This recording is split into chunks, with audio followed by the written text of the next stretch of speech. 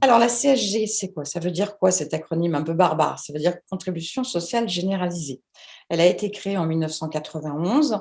Elle est prise sur un certain nombre de revenus, hein. Au départ, c'était que sur les revenus salariés, puis ça a été étendu à d'autres revenus comme, ceux de l'immobilier, certains placements aussi, hors assurance vie, comme l'assurance vie, pardon, ou les plans, d'épargne logement ou autres, livrets, ainsi de suite.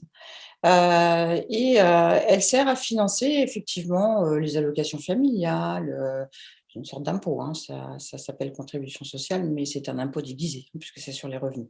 Alors le problème pour les orthophonistes en libéral et pour tous les libéraux en général, ainsi que pour les artisans commerçants, c'est que l'assiette de calcul, c'est-à-dire la base de revenus sur laquelle est calculée la CSG, eh ben, elle est, très différente et beaucoup plus importante que celle sur laquelle est basée la CSG des salariés.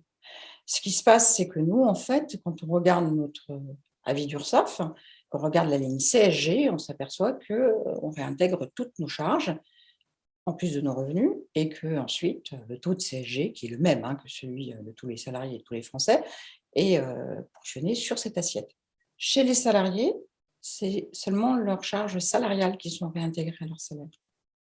Donc ils payent environ, ils ont une assiette qui est à peu près 30 moins élevée que la nôtre. Donc c'est pour ça que la FNO demande, comme il avait été prévu que ce soit fait lors de la réforme des retraites qui a été avortée, grâce, on peut dire, au covid, à l'apparition du covid, il était prévu que cette assiette soit, baissée de 30 et on demande que ce soit fait, même hors réforme des retraites.